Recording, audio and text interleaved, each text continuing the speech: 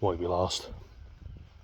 But I want to just carry on a video I was talking about. So I was talking about why young men tragically take their own lives, you know, and it's on the rise, you know, and it just seems to be getting worse. And like there's a couple of issues, right? But one that I don't think I hammered home in the other video, which is why I said I'd make more. Phone was about to die, another thing that stopped me. It's definitely worth talking about again.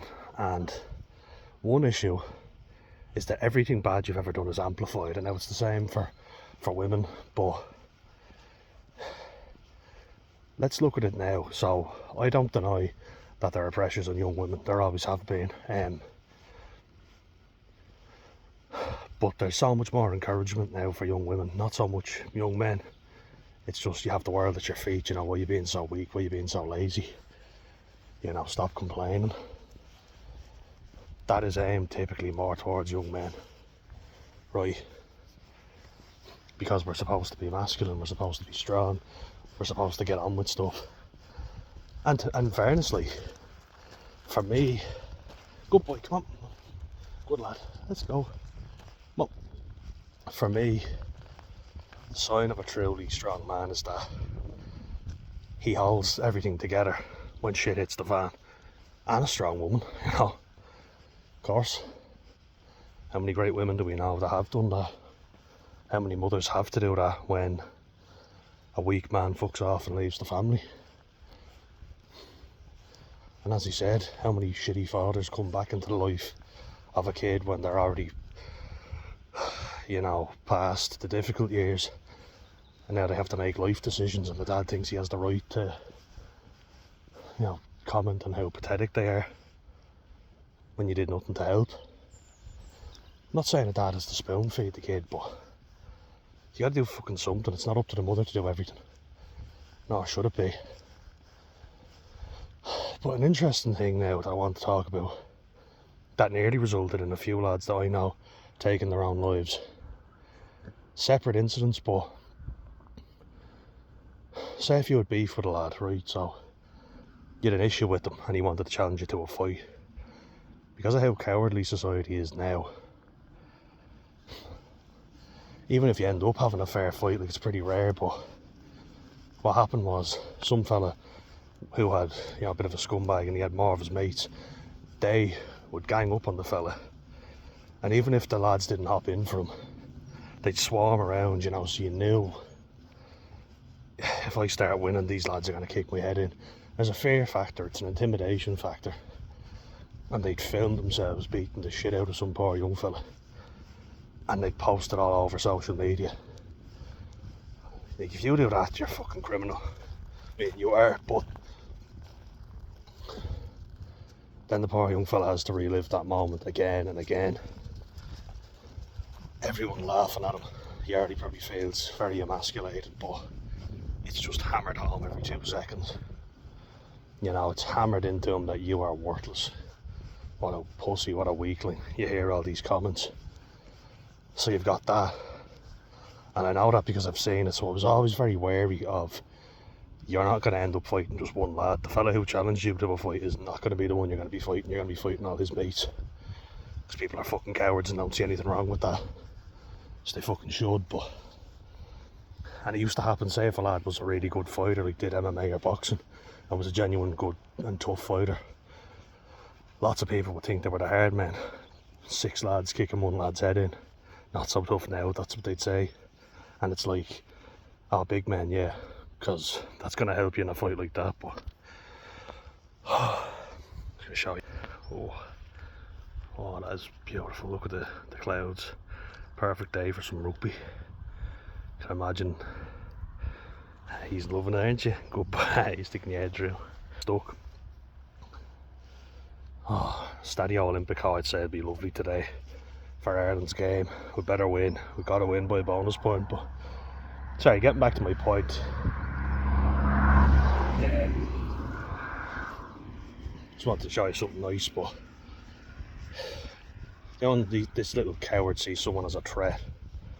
That there's genuine tough lads and then there's fake tough lads, and sadly a lot of the fake tough lads end up winning because they're vindictive, you know, they're narcissistic, their ego gets hurt really easily.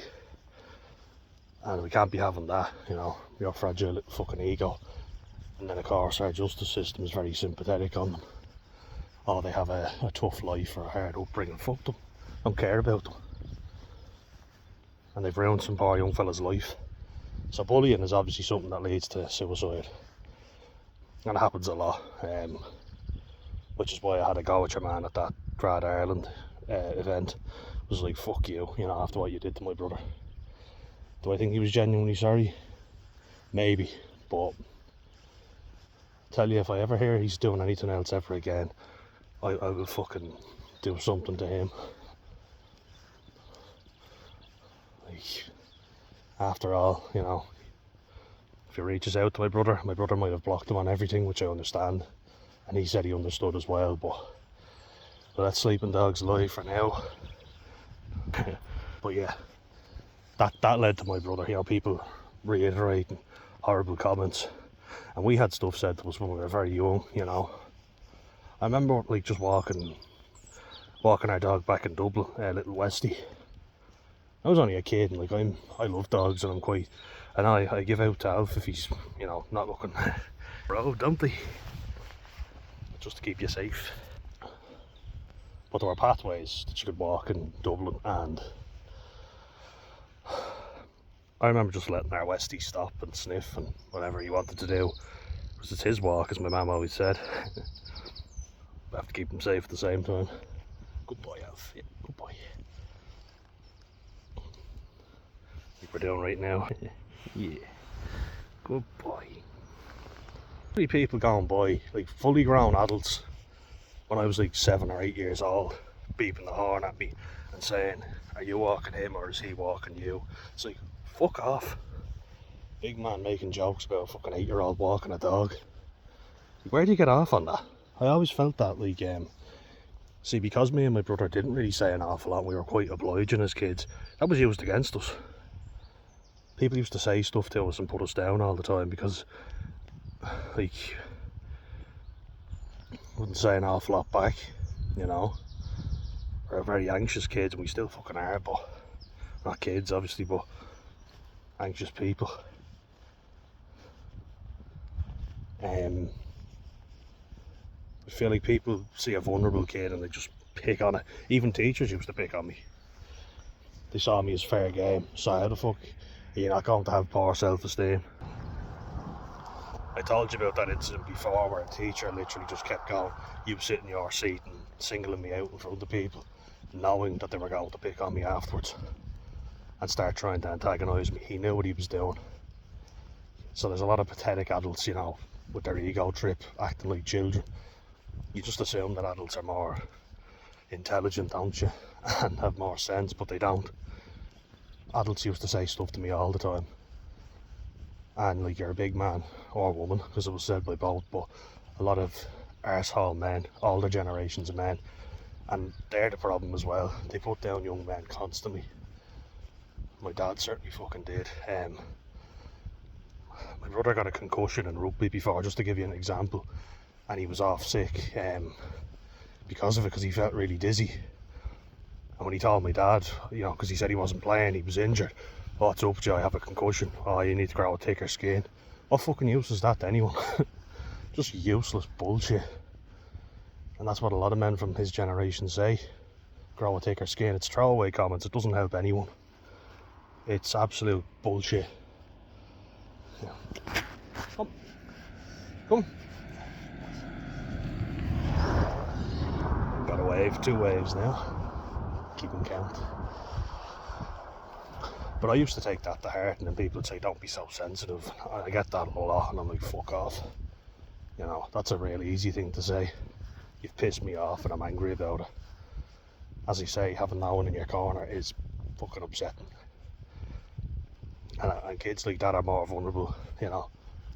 If they don't have a big brother to look out for them, or a strong family dynamic, they're the ones you need to watch out for.